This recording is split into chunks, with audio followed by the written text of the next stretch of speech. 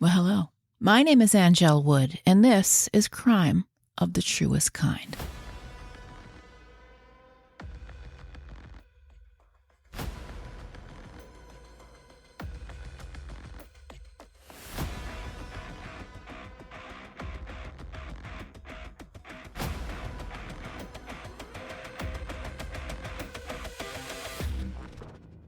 This is a true crime, local history, and storytelling podcast. My focus is advocacy, supporting victims and families of violence and crime who've suffered catastrophic loss. I advocate for those people, all of those people. I write about crimes, yes. I set the scene, connect story themes. I talk about things that happen here in Massachusetts, in New England. In this episode, we continue our conversation about what we learned after a boy went missing in the summer of 1976 in Lawrence. This episode is about murdered and missing children, about child sexual abuse, CSA, attitudes about child exploitation, systemic abuse, and we do talk about the role the Catholic Church has played in the serial abuse of children. But it doesn't stop with the Catholic Church. This systemic abuse in organizations is on the forefront of this particular subject matter. It is important for me to say, if this is a subject matter that might hurt you, impede your own healing, or possibly offend you, it may not be something you wish to listen to. And this often goes unsaid that this podcast is not for children. Please listen with care. Big thanks to newest patron Holly, you rule. I do have merch that I will share. And also, I should tell you, I'm doing a redesign for the look of the show. Thanks to all of our patrons, most especially to our superstar EP, Lisa McColgan. You also rule. Thank you for those who came out to the Kodo show in Lowell, Mass. That turned into kind of a fireside chat. We have a way of doing that. New show, Thursday, February 20th at Stoneham Public Library, Stoneham, Massachusetts. It is free. There are no tickets. I guess you just show up. The second part of my conversation with Melanie Perkins McLaughlin, who spent decades researching the disappearance of her childhood friend. His name is Andy Puglisi. He disappeared without a trace from a pool that had been filled with children. We returned to the Merrimack Valley, an area that was greatly impacted by what was happening to children, particularly in the 1970s.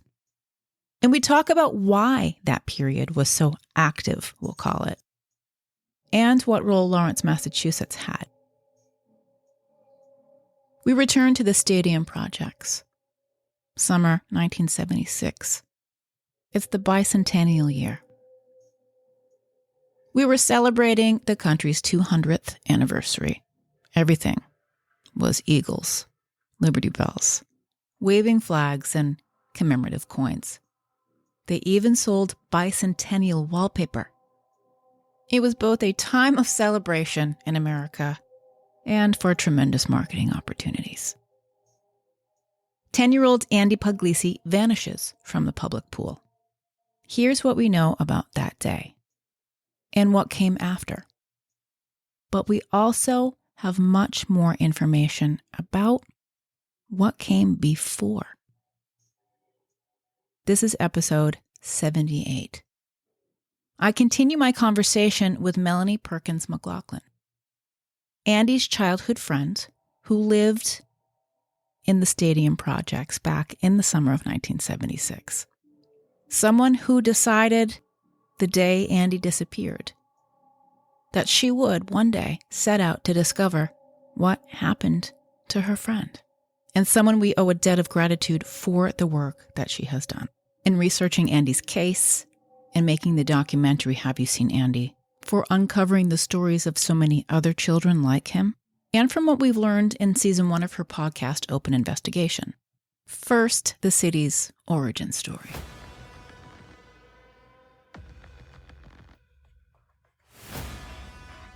What is the history of the city of Lawrence?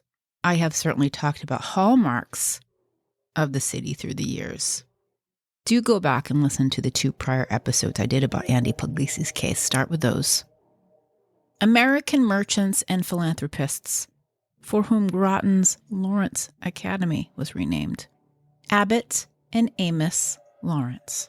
They were instrumental in the development of the textile industry here. In 1845, the brothers founded the city of Lawrence as a textile town, building a complex of mills producing cotton and wool. By the early 20th century, with a soaring population, close to 95,000, its highest ever, the city was a world leader in the production of textiles in those massive mills. They purchased the 7 square miles of land on either side of the Merrimack River and called on engineer Charles S. Sturrow of the Sturrow family, for which Boston's Sturrow Drive is named.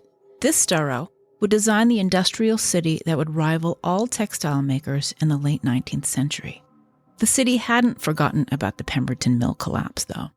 An epic disaster. On January 10, 1860, it crumbled under the weight of poor design, the weight of the workers and the machinery, the floor separated from the walls, and the floors collapsing on top of those workers. Mostly women and children, like the mill girls who came from Maine and New Hampshire, and many Irish immigrants who escaped the potato famine, a time known as the Great Hunger, where the Irish starved to death. Respect to my people, I got my DNA back, 48% Irish. Dear Hurts. Hey, I'm working on it. The rubble formed a pyramid 50 feet high. The Pemberton Mill disaster was the worst industrial accident in Massachusetts history, rivaling the Triangle Shirtwaist Fire in Greenwich Village in New York City some 50 years later. In October of 1910, the Air Mill opened, built to spin and dye yarn, the treasured icon of Lawrence and its contribution to the Industrial Revolution. The Air Mill Clock Tower is the largest mill clock in the world. It stands as a legendary landmark of the Merrimack Valley, an absolute crown jewel, and I hope you think about its history when you drive by now. The Air Mill operated for the next 4 decades, slowly shrinking in production as mill companies moved to the southern states with cheaper labor. By the early 20th century, and that population swelling to almost 95,000, the city of Lawrence was a world leader in the production of textiles, and a workforce that was run by those hardworking people. Work that was done in oppressive conditions. Didn't they learn from the Pemberton? Lawrence had the 8th highest death rate per 100 in the country. Lowell was the worst. 36 of every 100 mill workers died by the time they were 25. Many worked in extremely damp and humid space. They were vulnerable to tuberculosis, pneumonia. Then, when their hours were cut and their pay was threatened, the workers rose up for what is now known as the Bread and Roses Strike of 1912. It was one of the most significant labor movements in U.S. history. It was a milestone for the city, for labor, and American immigration. On March 14th, the 9-week strike ended. 15,000 mill workers gathered in Lawrence Common to agree to the new terms. The Bread and Roses strike was not just a victory for Lawrence workers. By the end of March, 275,000 New England textile workers received similar raises, and other industries also followed suit. But its post-war history looks very different.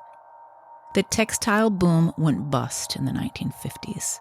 A once flourishing city was now struggling, with a declining population that went from over 80,000 residents in 1950 to approximately 64,000 residents by 1980. Replacing the loss of those jobs proved very difficult. Though Malden Mills, makers of polar fleece, run by the Feuerstein family for decades, they remained in Lawrence, even rebuilding, after a fire nearly destroyed the entire mill in December of 1995. Aaron Feuerstein, who took over running the mill for his family, was known as the Mensch of Malden Mills for caring for his employees while they rebuilt. Malden Mills would eventually be sold in 2007. and the company that bought it left Lawrence in 2015. And today, the city celebrates their place in that history. The Bread and Roses Heritage Festival happens every year on Labor Day to recognize the labor history and the cultural diversity of the city. I really do love learning about all of this regional history. I find it very interesting. Maybe you do too. Coming up, the second part of my conversation with Melanie Perkins McLaughlin. She produced the film Have You Seen Andy?, the documentary about her search for information about her missing friend, Andy Puglisi, what that investigation uncovered, and what she continues to uncover about Andy and children just like him who went missing or were found murdered in Massachusetts in the 1970s. Support crime of the truest kind, and there are many ways you can do that. Follow us on socials at Crime of the Truest Kind. Tell your friends about the show. Share it on social media. Tell people about it in the groups that you post in. Leave a 5-star rating and review on Apple Podcasts. Drop a tip in the jar. You will be giving all my dogs a bone, at least one. Become a patron on Patreon. 4 tiers starting at just $1. I've got new merch on the way. There is a redesign in the works. Everything online, crimeofthetruestkind.com. Thank you. By supporting the show, you help send me to AdvocacyCon that happens at the end of March in Indianapolis. It is exactly what it sounds like, a conference about advocacy in the true crime space.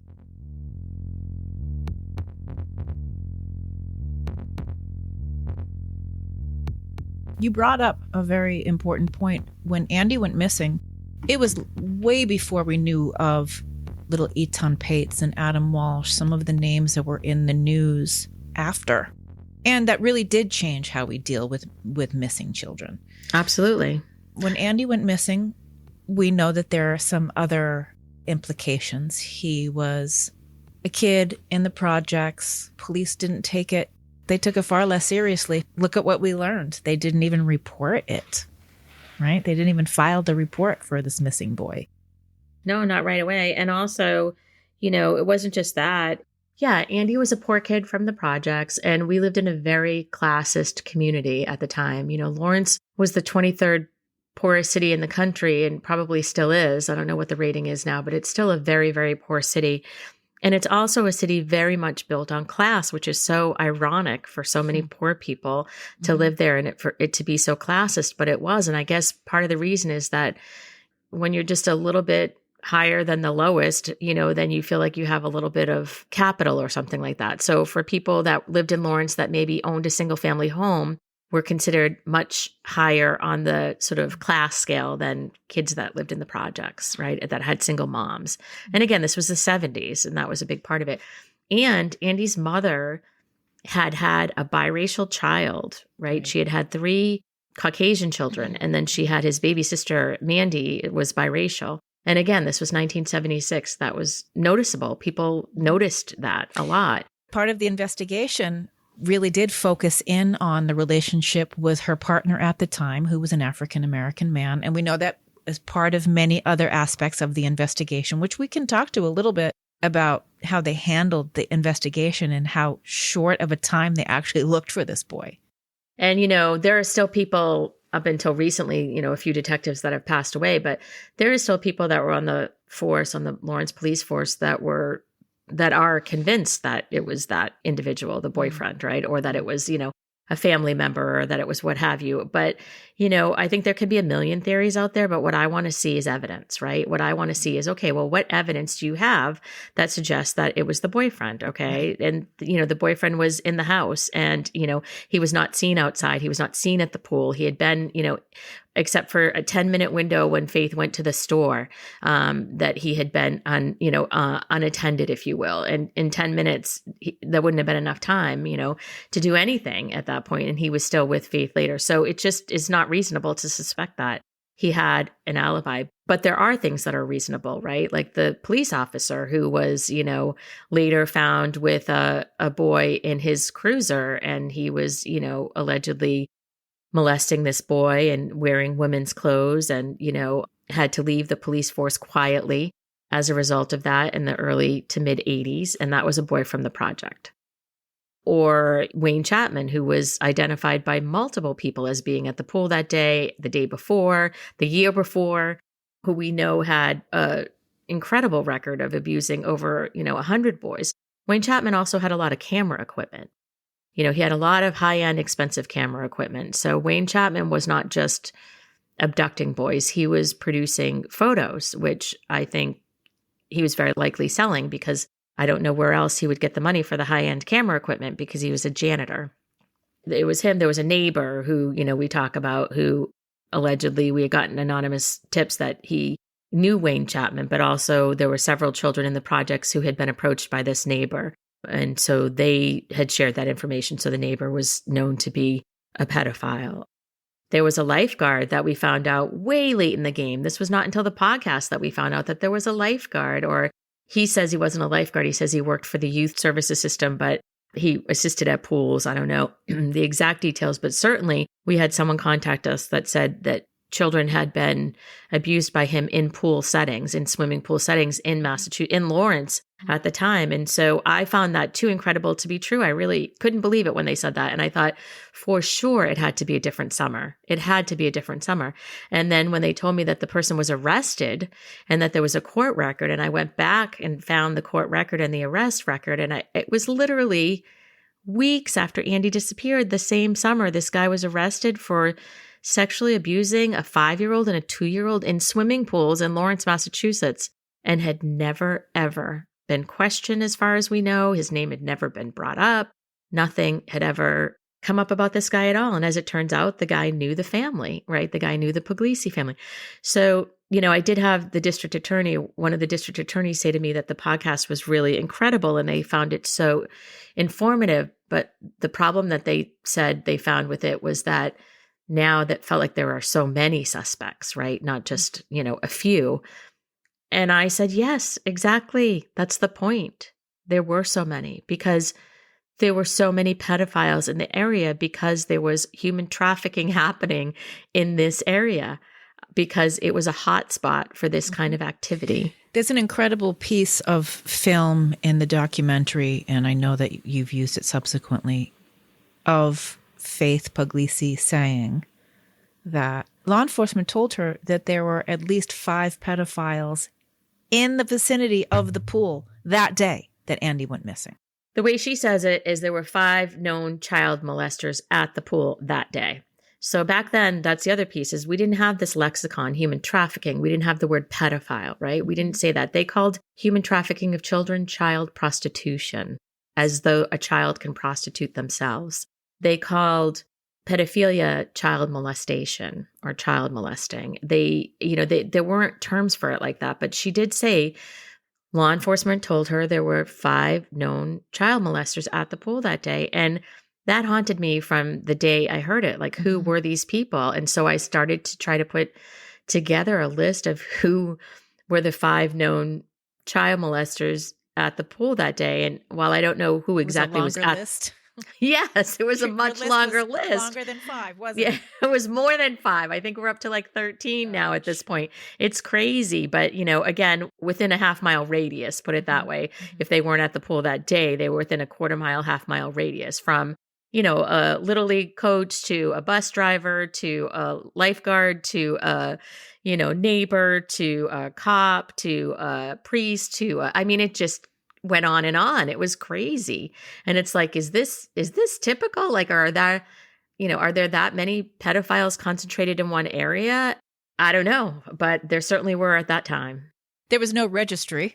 There was no registry. And a lot of these people didn't have any kind of criminal record at that time.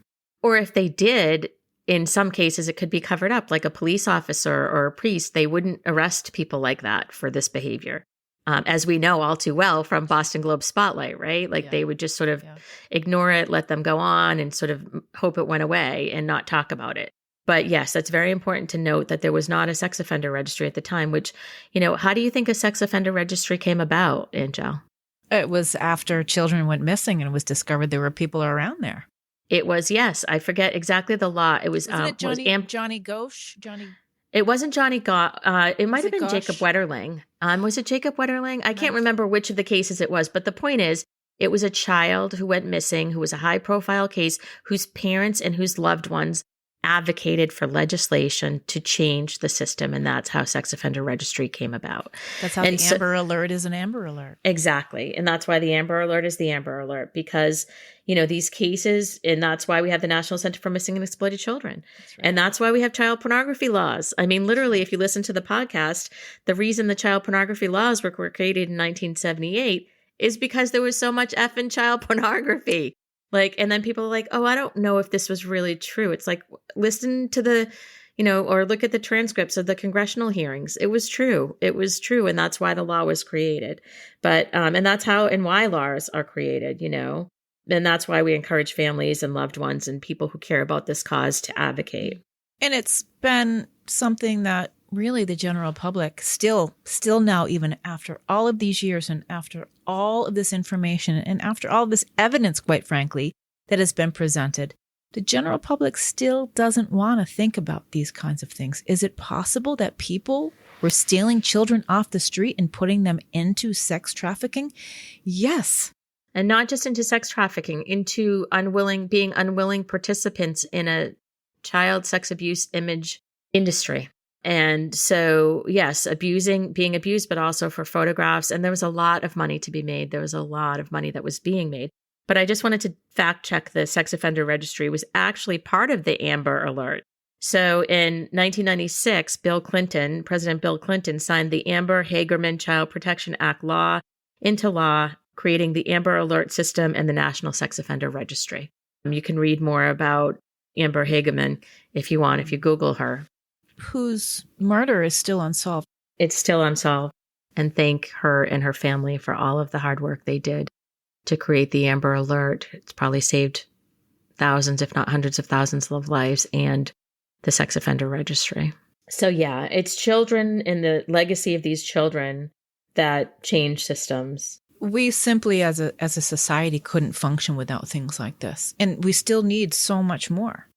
There's so much more legislation that we need. You summed up a couple of those things, but there's so much more that still needs to be put in place. I mean, just the statute of limitations, Yes. The fact that there's a statute of limitations on child rape, that should not be the case. And that a lot of folks, don't even start to deal with their trauma till they're in their 50s, which is incredible. The statute of limitations has likely passed at that point. And now in Massachusetts, it's 53. It was changed in 2015. But we're trying to eliminate the statute of limitations altogether because there shouldn't be a limit on individual trauma. And especially if there's corroborating evidence, if people, if there's other people come forward that have been abused by the same person, there's lots of ways to determine whether the stories or how the stories are accurate. So there's that. There's a lot of different, there's a lot of trouble in schools, a lot of child abuse in schools, and there's no regulation in schools. Schools do the same things that the Catholic Church was able to do. They let people go quietly. If there's an allegation, they generally can just offer them to leave their position, and the person can go down the street and get a job at another school and not necessarily have anything in their record, especially if there wasn't a criminal conviction. So there's lots and lots of work to be done.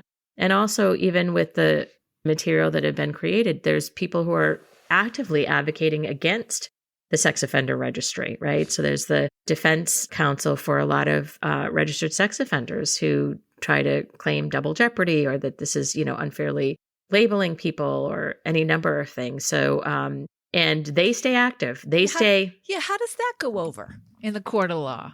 Well, it's interesting because Massachusetts is generally pretty lenient on defense attorneys. So I would hate to see the day that would ever happen. And I would hope that there would be people out there who would advocate against, a sex offender registry being taken away. I would certainly think that there would be. But, the people who are on the other side of that argument don't rest. They continue to advocate. So that's why it's so important to have families and loved ones and people who care about these stories advocating. So if you're listening and you're interested in advocacy in Massachusetts to prevent child sex abuse and to help support families of missing and murdered loved ones, please reach out to us and let us know, because we're working on getting that rolling and really offering some resources for that. Having the experience of meeting family members, speaking to family members who have a missing loved one, who have a murdered loved one, an unsolved case, hearing the stories about how this happened to them and they had absolutely no idea what to do, where to go, who to talk to. They go to law enforcement. Law enforcement has said, they're not missing.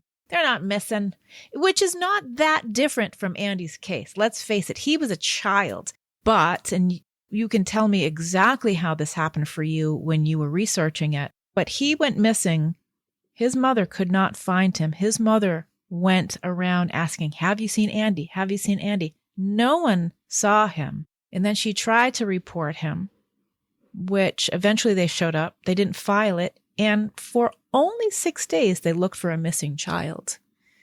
And there are all kinds of excuses and theories that came into play, one of which became, after speaking with you about this, I learned that law enforcement started to say, well, he's really not missing. Yeah, there was, Faith talks about having been approached by law enforcement a couple of days into the search. They wanted to call the search off.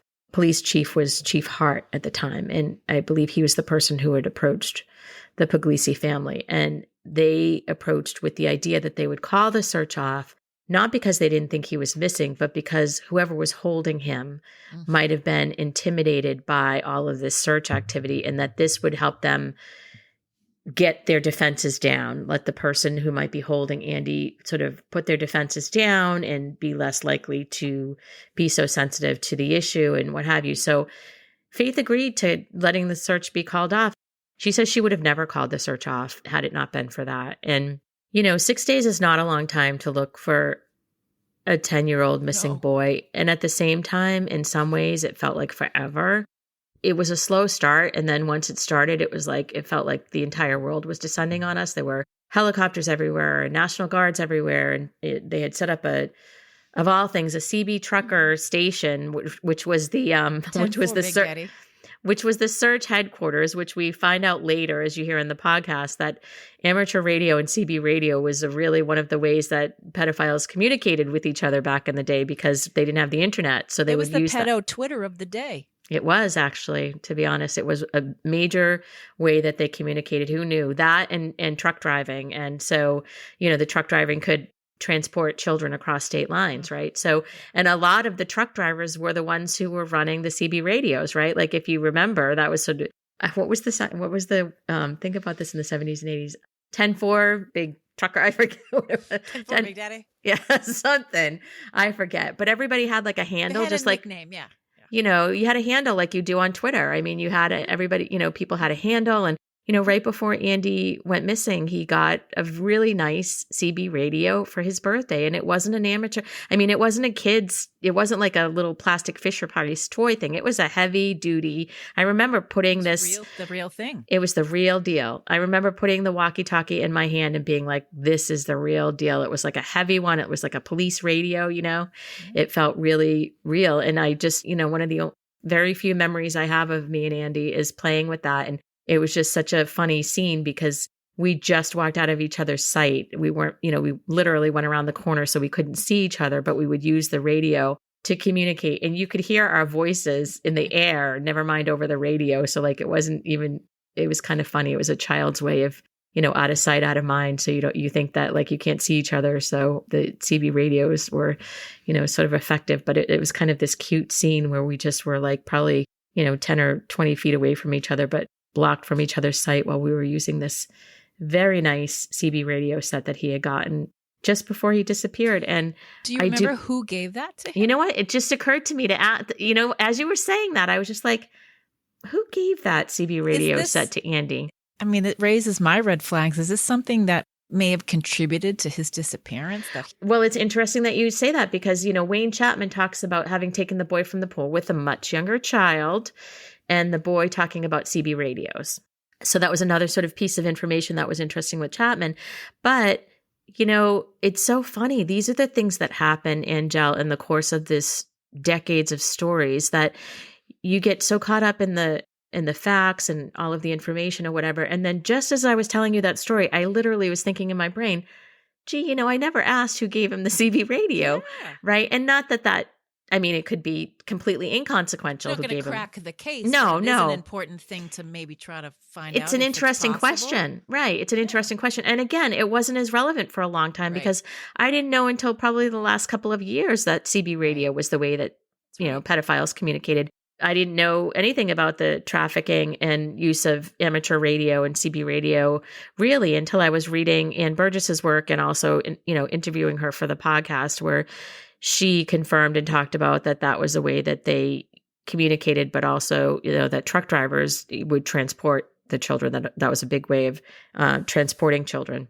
And again, her research comes from the 70s and 80s. She was out of Boston University, a forensic nurse, and again, is featured in Mindhunter, I believe, for Netflix as the forensic nurse. And she did a lot of research back in the day on these cases and quite remarkable in the work that she's done and the way that she studied this, and actually wrote a book called Child Pornography and Sex Rings from the 1970s and 1980s, which, I love to bring that book with me as like a hard copy book when I go to share a presentation with law enforcement or with... And then you put it right in the front window of Barnes & Noble because it's so warm and fuzzy and people get pissed off that Oprah's book isn't there? No, I literally just put it on the desk and I say, when people try to tell me that, no, this wasn't real, I mean, just having this tangible book and say, really? Because here's a book written about it. Here's a book from, an esteemed professor at Boston University that tells the whole, a lot of the history, not the entire history, but a lot of the history of the trafficking of these children. And again, they didn't call it trafficking. They called it child prostitution. So even the ring that was broken up in Revere in 1977, they called these kids child prostitutes. And once again, the victims of crime get essentially blamed for their especially own abuse. 100%, especially if they're poor kids without a lot of social capital whose parents can't defend them while they're being blamed. So these kids were being enticed with, pizza and beer and maybe some small change and money to come to this apartment. And guys would ask them, they would have to perform sex acts or, be raped essentially by adult men and maybe have some pictures taken and everything, but hey, they got some pizza out of it, right? So that must mean that they, wanted to do this. This is so vile and so wrong.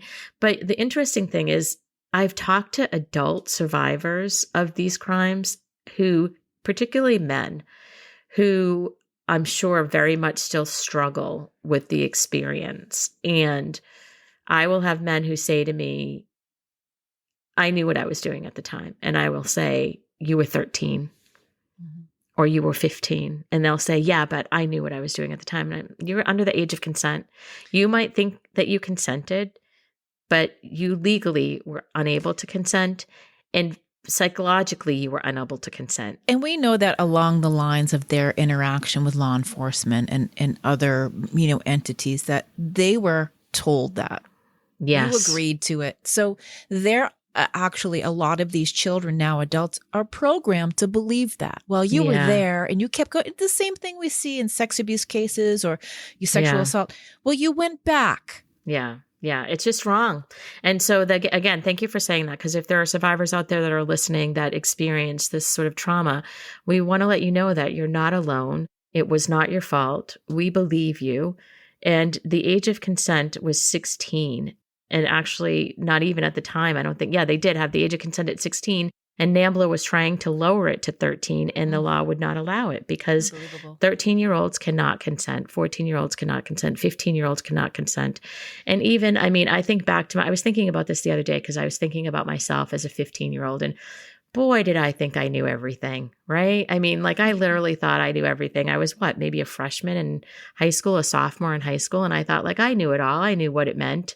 I knew what all this stuff, sex and, physical intimacy, whatever meant. I wasn't active at that point, but I thought I knew it all. And it was I had no idea.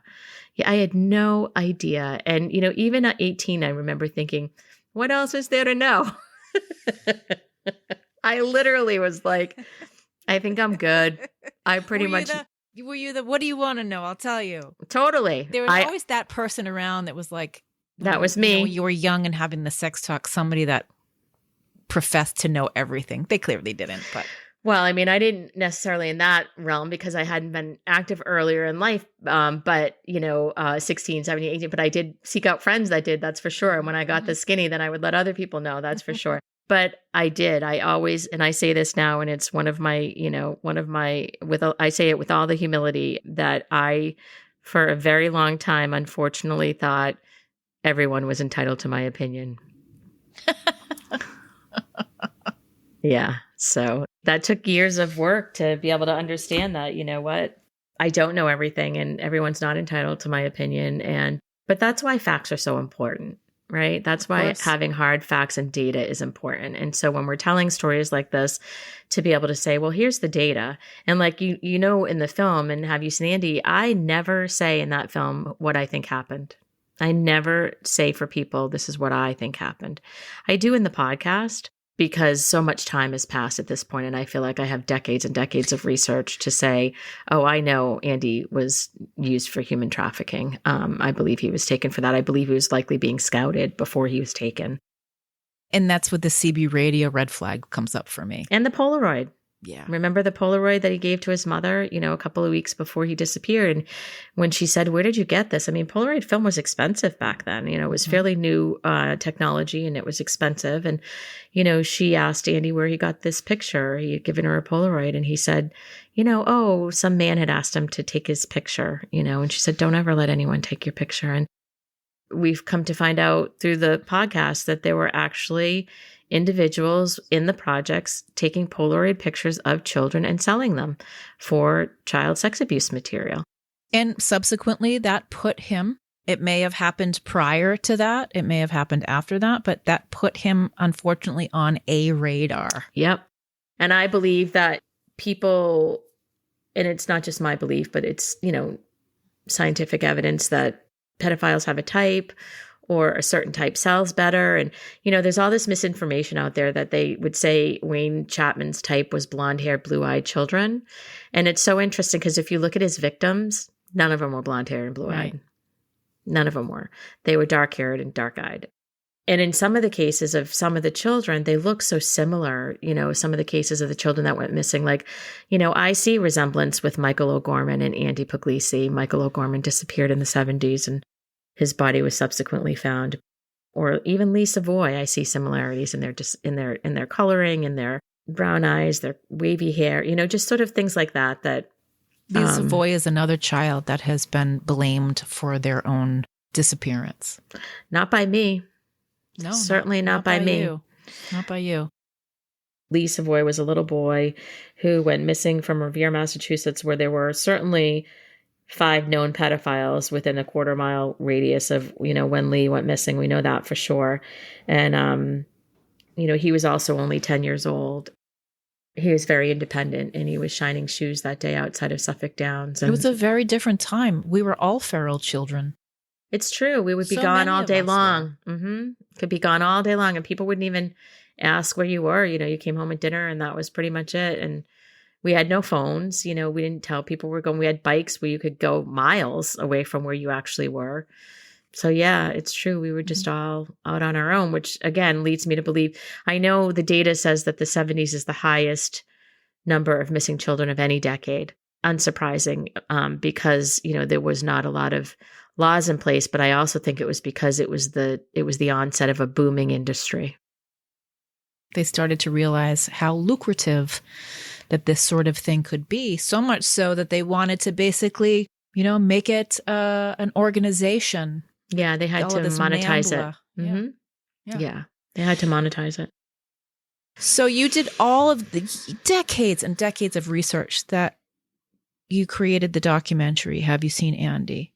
Several years passed, and you released Open Investigation, 8 episodes that came out in just this past fall. It's technically 9, by the way. Because we have an episode 0. You know, it's actually 9 episodes. Right. That's right. I forget the 0 thing always. I know. It was a weird little 9 episodes. Thing. Mm-hmm. So that was one plan.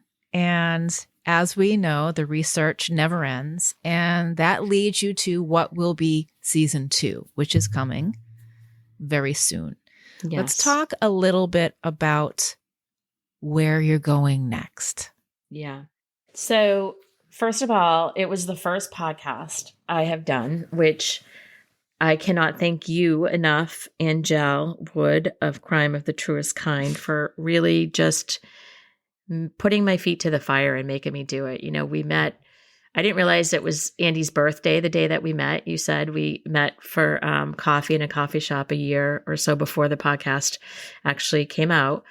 I had been working on the podcast on and off for years. I'd been looking for it once I learned about the documentary and went to the website, and I saw you talking about how we're working on a podcast. And this was, I don't know how many 2017 years. Is when we started working on the podcast, started the idea. Yeah. And again, if you listen to the podcast, something happened that made me decide, okay, I need to go back in and podcast was a fairly new genre at that point, and it was less expensive than creating a full-scale documentary. So I decided I would try this route, but I had no real experience with it. And so what I did was I listened to a lot of podcasts, and I listened to podcasts that I liked and podcasts that I didn't like. And I really thought about what made me like what I liked and what made me not like what I didn't like. I'm very much a storyteller, obviously, as a documentary filmmaker. So I wanted real stories from real people.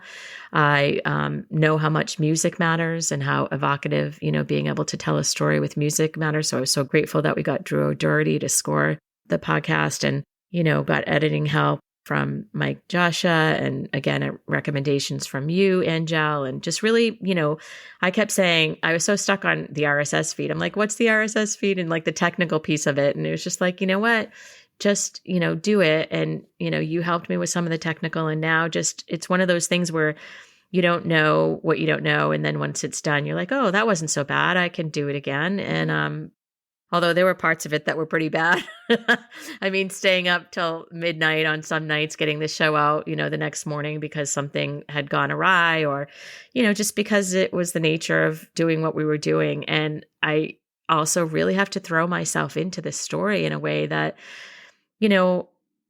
Andy's family, Andy's mother and father and brothers and sisters have had to live with their brother missing at the table, missing at life events for their entire lives. Every day they are dealing with his disappearance, and they are victims and survivors in this case. Mm-hmm. Our friend Julie Murray calls it ambiguous loss. Amen. It's such ambiguous loss. And I love when Julie says that because she articulates it so well. And sometimes just giving words to something matters, right? Like human trafficking and, and naming it really matters. So that ambiguous loss is real. And I think for a long time, I didn't identify myself as a victim of Andy's disappearance because I was so focused on the truth telling and the getting the story out and amplifying the voices so that, more people knew about this injustice that had happened to this little boy and all these other children across the country, that I had really forgotten about that 9-year-old girl that was there that day. And I don't think I really honored that experience for her or for me in a way that needed to be honored. And I have been sober for 20 years, and I actively attend a 12-step program, and I learned a lot about myself through that program. And I also, about, 8 years ago, maybe, or so, probably coinciding around the time that I started the podcast, or, a few years maybe before, I started actively doing trauma therapy. And so I had a therapist on and off throughout my life. I had, a very complex childhood and a lot of trauma as a child, but I never had a name for it. I did not call it trauma. In fact, when my trauma therapist, who was just a therapist but had a doctorate, got a doctorate in trauma, and I didn't know that when I got this therapist, it just, the universe collided, and I ended up with this fantastic therapist who had a doctorate in trauma, unbeknownst to me. But I remember the first time she called what I had experienced as a child trauma, I was like, oh, I think you're being a little dramatic, aren't you? Like, really? Trauma? I mean, I had a tough childhood, but come on. And I didn't name it, and I had dismissed that, and sort of, and not just Andy's abduction, a lot of things happened. I went into foster care, a lot of other things. I lived in a home where there was a lot of abuse and neglect, but I didn't name it because I didn't know that it had a name. And the name is trauma, and it's complex childhood trauma, CPTSD, complex post-traumatic stress disorder from complex childhood trauma, which means sustained trauma over a long period of time, specifically developmentally, when you're developing as a child. So I didn't know any of that. And I learned it all, and by no means all, because, right, I'll go back to that. I don't know it all at this point. The older I get, the more I realize, the less I know. But I learned about trauma through this trauma therapist. And I read this fantastic book in the sense that it named it, and it showed brain scans of people who had been traumatized as children and what their brains look like today, and how, we have a higher level of cortisol in our bloodstream, and how we don't process information the same way because, when we're triggered by that cortisol, our hippocampus stops. I don't know the exact words in terms of the brain, so don't hold me literally here, but basically I could be triggered in a situation and I might not be able to function where I, might be trying to call a phone number or pay a bill or something like that. And I'm triggered and I can't remember that basic stuff. And I get frustrated and I'll be like, why can I not remember this number right now? Or why cannot I not, whatever, open this can of soup or something very basic right now. And it's like, because I'm triggered at a higher level and I'm in a fight, flight, or flee or fawn or whatever mode, where my body is just trying to survive and doesn't know that it's not in danger anymore because I had, lived this way for so long as a child. I also didn't know that when I would share these stories of childhood trauma, when I would tell somebody about Andy's story, in fact, when I was telling you about Andy's story and the history of my relationship with Andy and friendship with Andy in our childhood, I remember I was shivering and I said to you, I know I'm shivering right now. It was cold too, but I was also like, part of the reason you shiver when you tell these trauma stories is because your blood flow is going to your main organs so that it's thinking a lion's chasing you and you have to fight. And so, your extremities will get cold and you might shiver. And people didn't know, this biologically, back in the 70s. But since so much trauma research has happened since then, they do. And for me, that data and that information was tremendously important. And I wanted to share that information with survivors as well, because survivors are trauma survivors, and understanding one's trauma helps us to learn, A, that we're not alone, and B, that what's happening to us physiologically is not our fault. Like, it's not, you can't remember something because something's wrong with your memory. You can't remember something right now because you're triggered, right? You're in a trauma mode. And so what do you do when you're in that trauma mode? Well, you ground yourself, right? You do things where you might feel your feet on the ground, or chew some ice, or, just make yourself sort of be present in the moment, which is why mindfulness is so important, right? So I learned all about trauma through, trauma therapy, years of trauma therapy, and this book, The Body Keeps the Score. And then also Judy Herman's book, who's featured in our podcast, Open Investigation. Judy Herman wrote a book called Truth and Repair. And Judy is considered the mother of trauma research, which essentially happened in the 90s, where, they really identified that trauma is not just for war veterans, that it exists in, with everybody. And what that looks like, again, in brain slices, right? Brain scans, how that affects us physiologically, all of those things. And so she wrote a book recently, in her 80s, actually, called Truth and Repair. And I remember reading chapter 5 of that book, and I was so blown away because it was like reading about my life. And, the reason, again, trauma survivors might be overachievers, or just all of these other things that I didn't know, but also the way in which truth-telling and advocacy helps repair trauma.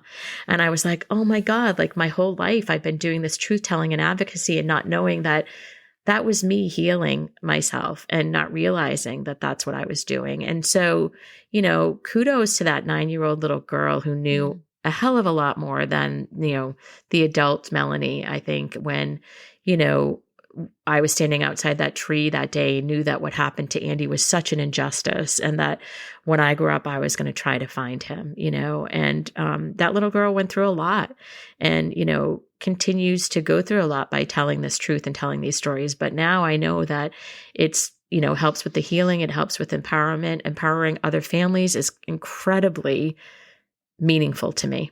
And empowering other victims is incredibly meaningful to me. And, one of the podcast got downloaded, 80,000 times. I mean, for your first podcast, I thought that was pretty fucking amazing. I was like, really?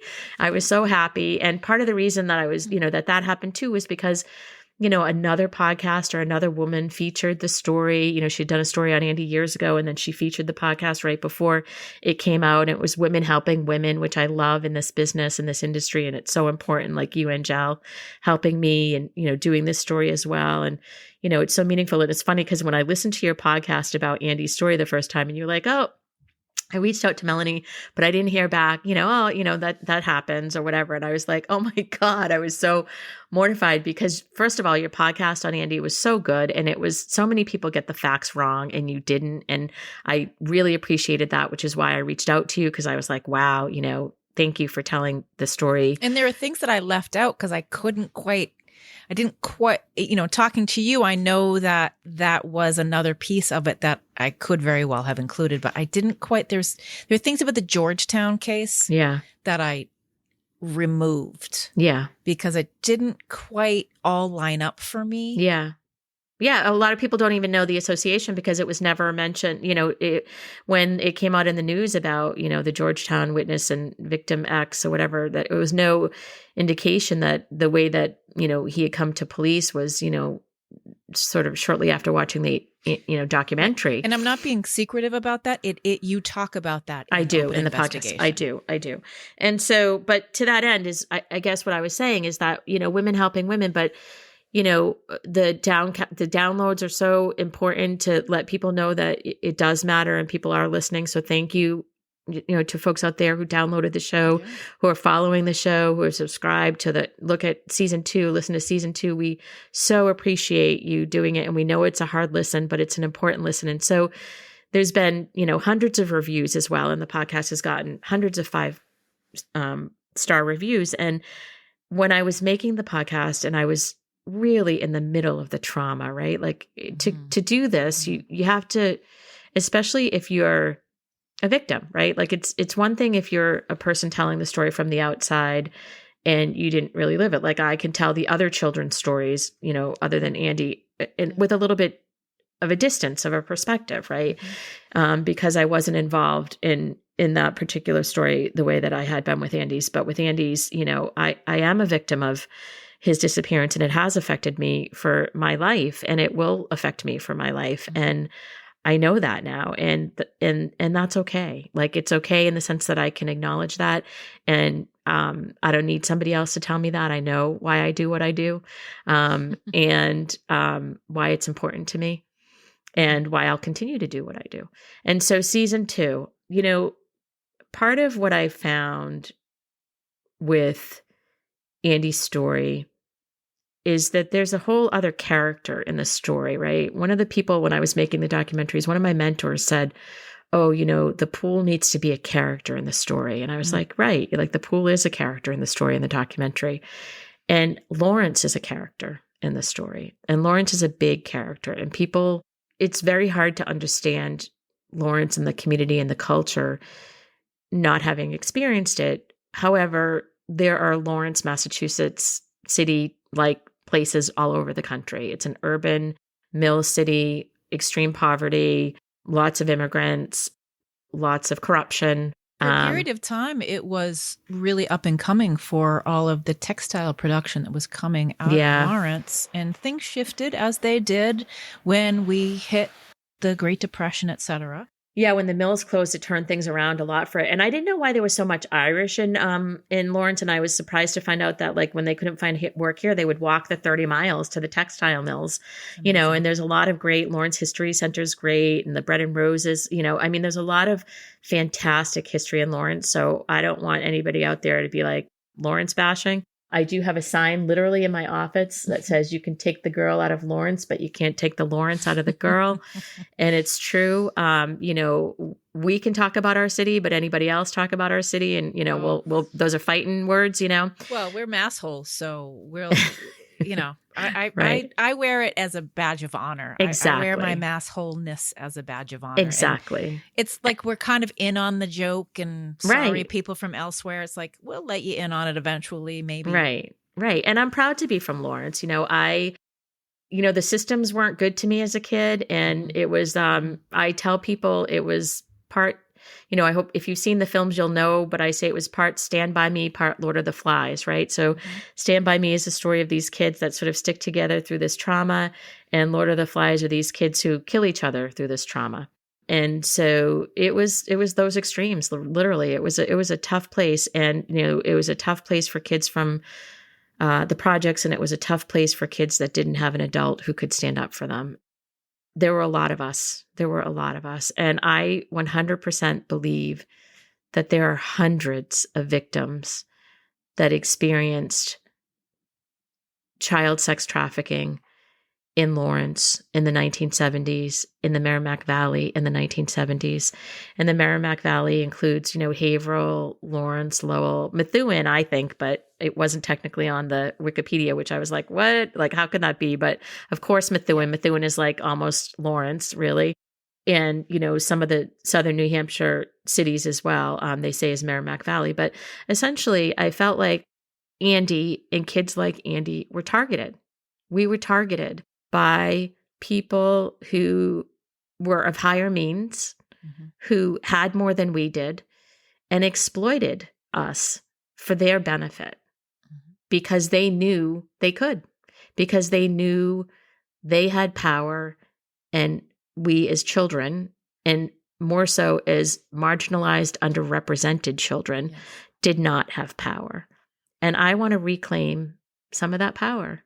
And I am hoping that in season 2, we will be able to share and uncover the stories of children who survived some of this trafficking and some of this abuse. And so the way in which I choose to do that for season 2 is I am focusing on the 15 plus Catholic priests who were in the Merrimack Valley at the time in the 1970s who were credibly accused of abusing children. So I wanted to show systemic abuse. And I think that I showed that in season 1 in Open Investigation. But this is sort of just a deeper dive into some of the systemic abuse of children in the Merrimack Valley through the clergy abuse stories and what was happening. And it's interesting because I think I've talked to some people about this and they think that they know this story, and they don't know this story. They know what they've read in newspapers, perhaps, and they know, what they've seen on the Academy Award-winning Spotlight film and in the Pulitzer Prize-winning Boston Globe Spotlight series. I do have to take a moment to say this, though. Kristen Lombardi in the Boston Phoenix reported on that before. Amen. Kristen Lombardi and the Boston Phoenix uncovered that story. And how many people know Kristen Lombardi's name, right? And I've tried to reach out to Kristen Lombardi. Me too. And I understand why she probably wouldn't want to talk about it with me.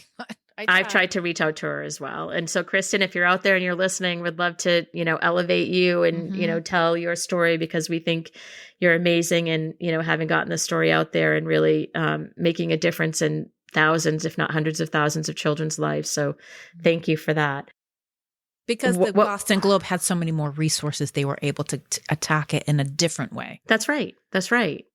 That's a huge part of why, it takes so long sometimes to make podcasts or to do the things that it's been, decades of me doing this work, because I'm not an organization or an entity that has a lot of resources, but I keep on doing it because it's important.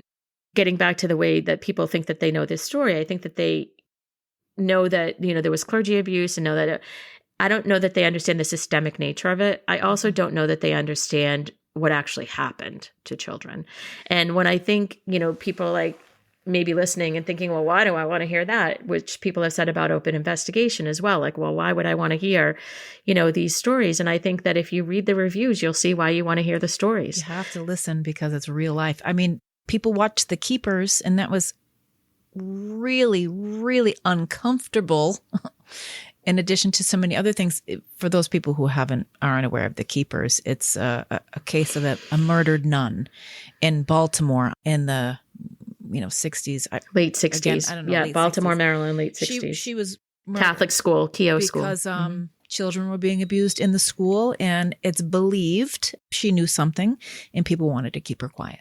Well, and they demonstrate how, there were certainly priests involved in the abuse of the children at this Catholic school. Mhm. But, The Keepers was a huge inspiration to me for the podcast. And, it was, and I say this in the podcast, The Keepers and, Who Took Johnny Gosh and Jacob Wetterling and all of it. It's like, they have all been in Bear Brook, and they've all been inspiration to me to tell the truth about, what happened, and as much of the truth as I can find in terms of people willing to tell the stories and, come forward. If there are people listening that have experienced abuse in the Merrimack Valley, I do want to hear from you. I do think it's important. And even if you're not ready to share your story on the record, it's important just to understand the scope and scale of what was going on at the time, and also to understand any of the organized nature of it. So I appreciate anybody willing to reach out. openinvestigationpod@gmail.com. I'm sure, Angel will put this in the notes and stuff as well. But so what I really want to focus on is the survivors, but I'm going to be profiling the priest. And so I want to characterize these priests, because too often I think people see them as, it was one priest. It was just this one bad apple priest, and what have you. And it's like, I actually want to get into who were these priests? What were they doing? What were they about? And why did they do, what they did? And not that there's any excuse for any of the things that they did, but there's generational trauma as well. And there's a lot of, I know with Ronald Paquin, he talked about having been abused by a priest when he was a child. And so how was that perpetrated?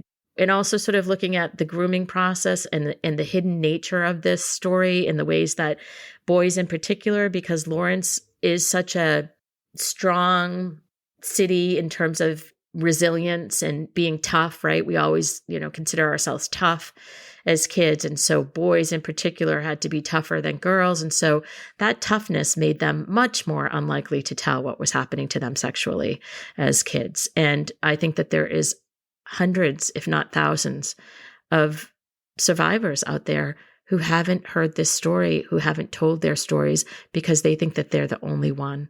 And I don't want them to think that they're the only one anymore. And the shame of it. Right. The shame of it needs to be placed on the people who did this. That's right. That's right. And I love that. I love the way that Giselle Pellicot, who is the hero in France, who came forward and wanted to publicize her story because she said the responsibility needs to be placed on the abusers, not the victim. That's right. And she was so brave and really, I think, should have been the Time Person of the Year. And I just admire the woman so much. And if, Giselle Pellicot, who has been through so much, was willing to come forward and go public nationally and internationally, what a brave soul. And the people that were on my podcast, Open Investigation, were incredibly brave souls for sharing what they did. And I think if you talk to any of them today, they would say that it helped them, and it continues to help them. In fact, they're active in advocacy and legislative advocacy. I think that we also try to be very trauma informed when we're doing interviews. I'm not trying to, I do pre-interviews before I do any interviews, but I also make sure that, there's support systems in place for the person, that, they have other people that they can talk to, that we stop if they want to stop, that we don't use information that if they don't want it to be used, that they have power over their story, that they have agency over their story. But most importantly, I want to make sure that people in the Merrimack Valley, that survivors in the Merrimack Valley, and I know you're out there, know that we believe you, that you're not alone, that it's not your fault, and that you can make a difference. If you're not ready to share your story, that's okay too. You don't have to. When you're ready, there are people who are ready to listen, and there are people who are ready to help you. If you are ready and you want to share, we're here. If you're not sure if you're ready and you want to share, we're here. But really, it's about naming trauma and calling it out and telling truth and speaking truth to power and hoping that by speaking that truth, it changes systems. Most definitely, because you have people that have been living with these secrets, these people who have been keeping these secrets for years and years and years, and they shove them down and shove them down. And as you said it, the body does tell the score, doesn't it? Because it's going to come out one way or the other. Yeah. Folks that have, addiction issues and just traumatic responses to things in their own lives, who haven't been able to deal with these things for all of these reasons and more, who once they have an opportunity to try to just even talk about that, there's a relief that comes. Right. And I love what Billy Giblin says, in our final episode when we're talking about advocacy as well, though. And he talks about how it's so important to have a support system in place before you start to tell your story, because if you don't, it can be even more detrimental, right? Because all of these things can, especially if you don't have there's a lot of substance abuse in these situations because people think it quiets the sort of memories, it quiets the whatever, but eventually it doesn't, right? Eventually they come up anyway. And, like I said, I'm in a 12-step program, and in that program, there's a saying, we're only as sick as our secrets. And, being able to, I think, affect change by telling your story and learning that you're not alone, and understanding that there are support groups like, SNAP, which is a local support group. There's Survivors Network of those abused by priests. And we'll talk to some of the SNAP folks. Like, I'm not just going to throw all this stuff out there at people. There will be resources for dealing with trauma. There'll be supports around that. And there'll be some understanding of what happens in these situations with trauma. But there'll also be, what can be done today, because there's still a lot that happened that people weren't held accountable for. Like in Louisiana, they're trying, there's a lot, Louisiana was one of the oldest archdioceses in the country, long history of abuse, not unlike Boston. A lot of clergy abuse across the country. This is not unique to Massachusetts, right? This is not unique to the United States. This is around the world. Right. And sort of what still needs to be changed, like, again, the statute of limitations, right? And opening a window, even if they don't eliminate the statute, you can open a window where they did that in New York, where people could come forward for a year and be able to make a claim. And unfortunately, what a lot of organizations are doing now is they're claiming bankruptcy to avoid, responsibility. And for a criminal case, I think it's only, or for some of the cases for the nonprofit itself, it's only $20,000 that you can get. There's a law that they're trying to eliminate around a nonprofit law. And so, there's just a whole bunch of things that need to be changed with this very, very broken system, and they can be changed. But the way that we change them is through storytelling and truth-telling of real people with real experience who can and want to change systems for the next generation of children, because it has to stop somewhere. Yes. And I would love to say that these are problems that are going away, but they're really not, because we see it in school systems. It's not just the Catholic Church. I mean, we see it in religious organizations. We sure as hell see it in cults, right? Schools, Boy Scouts, anywhere there are children, so that's why there's child abuse prevention at a larger level that needs to be addressed. And yeah, I mean, I'll never be wanting for work, working in this field. I know that I'm not going to cure, child sex abuse, but I think I can help some people along the way. And I know that I'm, certainly helping myself with being able to share these stories and affect change. And, in the reviews, one of the reviews that, stays with me often is this one where a person wrote in and said, I knew what had happened to me as a child. I didn't have a name for it. I didn't know what it was called. And now I know it was CSA, the acronym for child sex abuse. And I'm going to begin to do something about it. And I thought, yeah, that's it. Name it, call it out, name it, tell it what it is, and then do something about it. And that's really why I'm doing this. For the season 2, it's about Merrimack Valley. It's about the kids. It's about, as kids, we were told we were to be seen and not heard. And not having that anymore. We're going to be heard. You're supposed to put up with it. You were just supposed to just let it happen and just go about your day. Right. And forget about it. You're grown up now. It doesn't matter, but really, then how come I have a hard time getting up for work? Or how come I can't stop drinking? Or how come I can't stop doing drugs? Or how come I can't have an intimate relationship? Or how come I can't, I'm filled with anxiety. Right. Yeah. I'm filled with anxiety. How come I sweat every time I walk by a church? You know what I mean? Like, it's all of those things. It's like, okay. I drive by, there's this one particular church that I've driven by a number of times, and it's boarded up. And I've seen conversations in town about this one particular church that's boarded up. And you see the same conversations. You see oh, what a shame. And then you see people bring up the comment, lots of these comments. Well, if they weren't expletive, CSA with children, then this wouldn't have happened. And then you see the people say, oh, you shouldn't be so disrespectful to the Catholic Church. I drive by that church and I say, and I stand by this, if you weren't doing these things, if you weren't abusing children and sweeping it under the rug and reassigning and sending these priests to this secret camp or putting them on the island for a little while to get fixed, quote unquote fixed, which they never got fixed, you wouldn't be bankrupts and losing churches. People wouldn't be running from churches. I mean, they're losing members. Membership is dwindling.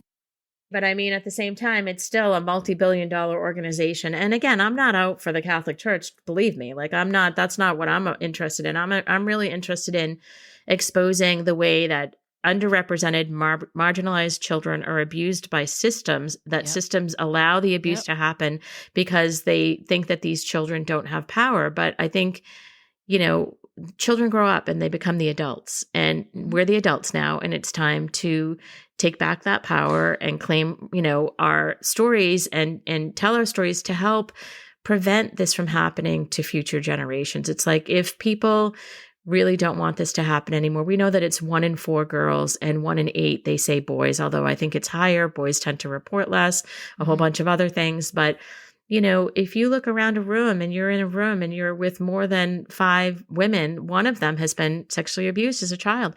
I mean, it is such an epidemic in our society that nobody talks about. And I get it. Who wants to talk about it? Right. I don't want to talk about it. But guess what? If you don't talk about it, you don't get better. Right. And what angers me a lot about this is these priests knew that they would get away with it, because they were allowed to. The Archdiocese of Worcester, of Boston, etc., all across the country, across the world, they have shown us that they're going to let them get away with it, because they have. Well, one of the things that really interests me about the story as well is that, in Massachusetts, unlike other places like Philadelphia, we have not had a grand jury report on all of the dioceses in Massachusetts. So we had Boston in 2003 by the Attorney General Tom Riley, when the Boston Globe story came out, or shortly after, they reported on the Boston Archdiocese. But again, that was 20 plus years ago. We've learned a lot more about the Boston Archdiocese since then. In addition, the other dioceses, Fall River, Worcester, and Springfield, have not had a grand jury report done on them and no investigation into what was going on. They're not responsible for reporting all of the credibly accused priests or all of the children and who came forward with allegations of abuse. So there's so much more that is not, like, if you ask Mitch Garabedian, who was, played by Stanley Tucci in the movie Spotlight, the attorney who represented a lot of these victims.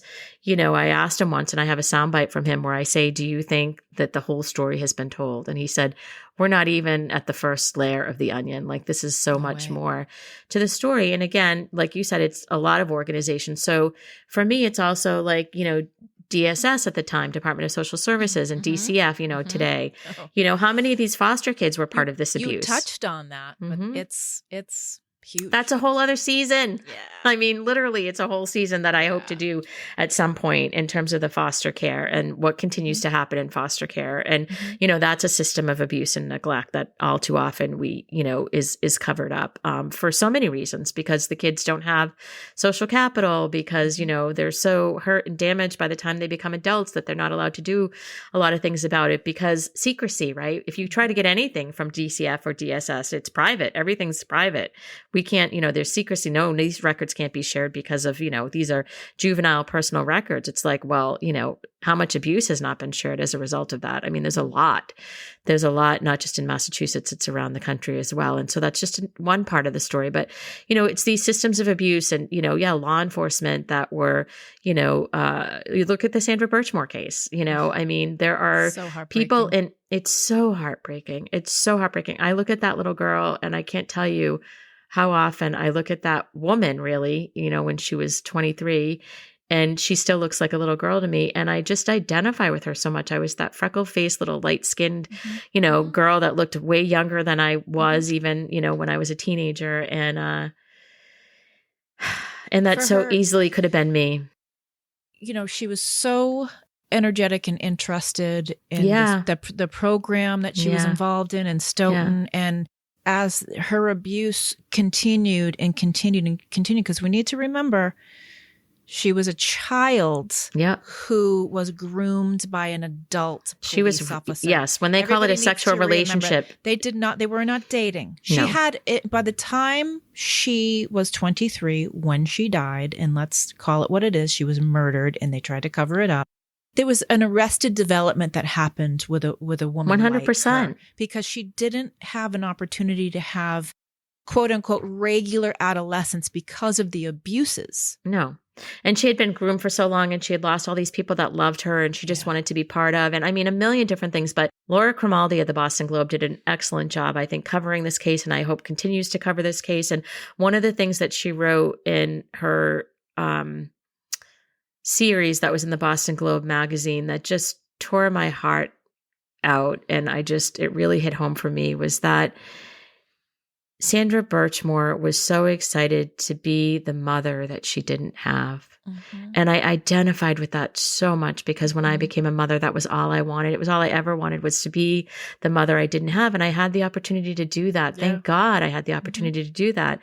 And I know how that felt for her and how much she wanted that. And that just broke my heart. And, and so Sandra Birchmore is one of, 1,000 stories, if not more. And she's not here to speak for herself anymore. And people have to speak for her and for children like her and to reveal these systemic abuses. And I think that, it's too easy for people to be like, oh, that was one bad cop. No, it was 3 bad cops and maybe more. And why is that not being looked at? And she can't be the only student of that program at Stoughton Police Department that this was happening to. Amen. And I think Kirk Minahan did a great, piece on one of his episodes on the Sandra Birchmore podcast, where he talked about the Police Explorer program around the country and how kids from that program have been abused regularly. And because it is another system of abuse where they have access to kids that is unquestioned, right? It's another organization that is so completely supported by the public. That's right. It's hugely funded. Right. Law enforcement is hugely funded in every town, every county, everywhere across the U.S. Right. But not only that, like imagine that you are a child, teenager, whatever, young adult, being abused by somebody in authority, a teacher, a Catholic priest, a Boy Scout leader, a cop, any of those things. And you come from a dysfunctional family background. You're already experiencing potentially neglect, abuse, poverty, any number of things that are social determinants of health, right? That sort of change outcomes for people. And, that person in authority says to you, who's going to believe you? That's right. And it's, in your heart of hearts that is so true. Who is going to believe me? Who do I have to go to that would actually believe me? And most victims that I know that I've spoken with told people and they didn't believe them, or they told them to be quiet because it was, they didn't want, the attention, or they didn't want any number of things. But it's like, it's just terrible. And that's really what happened to her. Right down to the very end when that officer allegedly came in, murdered her, tried to make it look like she took her own life, and thought the same very thing. Who's going to believe that I did this? I'm going to set her up to look like a crazy bitch, quote unquote crazy bitch, because I had a long conversation with folks that are a part of the Sandra Birchmore movement. Right. Those are the things that we said, that these men, they waved the hands like. Well, not only that, because they had systems, they had other systems supporting them. So you have the medical examiner's office supporting you. You have the district attorney's office supporting you. You have all these other people that aren't even questioning your word. We're saying this. You have to look at this again. It was the family that did this. It was the family that advocated. And this is, again, another great example of advocacy, and the family did, advocate for Sandra and for justice for Sandra, and to get an expert that they had to hire themselves to bring in to get people to take another look at this and to get publicity. And so that's some of the things that we talk about when we're talking about advocacy training with MPAC. It's like we can talk about ways to get publicity and ways to, do appeal to your legislators and share your story and, get experts if needed, and so many things that are an approach that people can do to these, for these cases and for people who don't have voices. So we're here and we're happy to help. And, all this information that we've talked about will be available. And, when you're ready to roll out the next episode, we'll definitely be able to, spread that information and let people know that it's coming. Thank you. And also, Angel, what we're going to do is we want to go out and do some events that we can talk with people. Well, it's great that you bring that up, because I was going to say, we really want to have an in-person event to talk about this and what happens in Lawrence and what happens, and what we know about the Merrimack Valley. We want to have an in-person thing. And I really want folks from Lawrence to come and be part of this conversation. From the Merrimack Valley, for sure. And, there are other people from Essex County and the Merrimack Valley that are part of that 27 unsolved cases that I've talked about, a number of other people. And so there are a number of cases that we can talk about as well, regarding some of, the unsolved situations, and ones that, I think potentially could be related to Andy's and why. So we'd love to have an in-person event. And that's something that we are in the works on planning. So definitely follow us on our socials and also on our websites or what have you. And, so you can be kept up to date in the information so that we can see you at these events, because we want to see you and we want to move the issues forward. And, 2025 is going to be a big year for a couple of things. It's going to be a big year because Open Investigation season 2 is coming out. That's going to have massive impact on the region for sure. And we're working on, you've talked about MPAC a number of times, which I continue to talk about too. It's Massachusetts Missing and Murdered Persons Advocacy Coalition. It's Melanie, it's me, it's Dr. Anne-Marie Myers. We have had great folks involved, like Shana from Light the Way, which is a great advocacy missing persons organization. We have had input, consultation maybe from Julie Murray, sister of Maura Murray, who's been missing for almost 21 years. So we have people that really know about these things. Right. And we host an annual event, and we'll be hosting more. And, we'd love for people to find out more, because, again, it's about empowering families to be able to make the systemic change and being able to feature your stories to be able to make the change. There's lots of folks out there whose cases have not been heard, and we think are really important in terms of being able to bring them forward. And we care. And in the open investigation piece, it's like, for season 2, and, I'm sure there'll be seasons after that, and we'll see what those are as we're moving forward. But, we'd love to introduce you guys as well to Dr. Anne-Marie Myers. If you don't know Dr. Anne-Marie Myers, you can Google her, but she is phenomenal. She's a forensic anthropologist with the medical examiner's office for quite some time, is now a professor at Anna Maria College, but had been instrumental in recovering a number of missing children, including Molly Bish and Sarah Pryor, Holly Peranian. She worked on the Lady of the Dunes case in the early years. She was the expert witness who recovered, physically dug out of the ground, the bodies of the infamous crime boss, Whitey Bulger. She recovered Whitey Bulger's victims and delivered fascinating expert testimony in his trial when he was found guilty. And I've known Dr. Myers. If you watch the documentary, we met. You'll see the first day we met is on this dig. Dr. Myers and I have known each other since 1999 and became friends while searching a clandestine grave, what we were told was a clandestine grave, or believed was a clandestine grave, where Andy might have been buried. And we became friends, through that experience, and have had many, many experiences since then. And Dr. Myers' commitment to missing persons and to the cause has been just incredible. And so much of the work she does is just above and beyond what I've seen so many people do, and she is just amazing. And I think that at some point we'll have her as a guest as well. And Angela, it would be great to have you be part of that. And, we can all talk together and maybe just have a conversation that, even if it's a live, maybe we'll do a YouTube live. That's the other thing, is we're starting a YouTube channel. Woohoo. Yeah, let's do it. So when Angela and I get off the recording here, we're going to be updating my YouTube to have a YouTube channel going. So I'll definitely be hosting guests on the YouTube channel, and we'll be talking more about these stories. And again, what makes it unique in terms of the podcast and the YouTube and all of those things is that I'm an experienced investigative journalist, documentary filmmaker with lived experience as well, that is telling these stories in a fact-based way, in a documentary style, to show people the truth and to elevate the voices of the underrepresented kids and survivors. Thank you, Melanie Perkins McLaughlin. Her podcast, Open Investigation, 9-part series available now everywhere you listen. Open Investigation Season 2 is coming. Massachusetts Missing and Murdered Persons Advocacy Coalition, MPAC, online massmissingandmurdered.org. You can follow it online. We are ramping up events coming soon and going to Advocacy Con. That happens at the end of March in Indianapolis. And True Crime Podcast Festival, which happens in July in Danvers, is coming to Massachusetts this year. That's cool. Thank you for listening.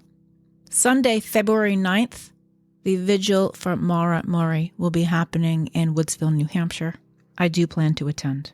21 years she has been missing. Please support Crime of the Truest Kind. Follow at Crime of the Truest Kind everywhere. Everything about the show, crimeofthetruestkind.com.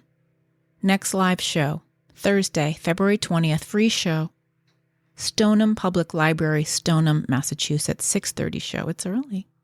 And I have another date confirmed that I will tell you about next show. I continue every other week releasing on Fridays because that is what my work schedule is going to allow. If I have a part 2 of an episode, I try to get it out the following week. And please do send me your show ideas. All of you are really great at doing that. crimeofthetruestkind@gmail.com. Melanie's show, openinvestigationpodcast.com. HaveYouSeenAndy.com. If you have not watched the documentary, Have You Seen Andy, about missing 10-year-old boy Andy Puglisi who disappeared from Lawrence, Massachusetts, please watch it. All right, I gotta go now. Lock your goddamn doors.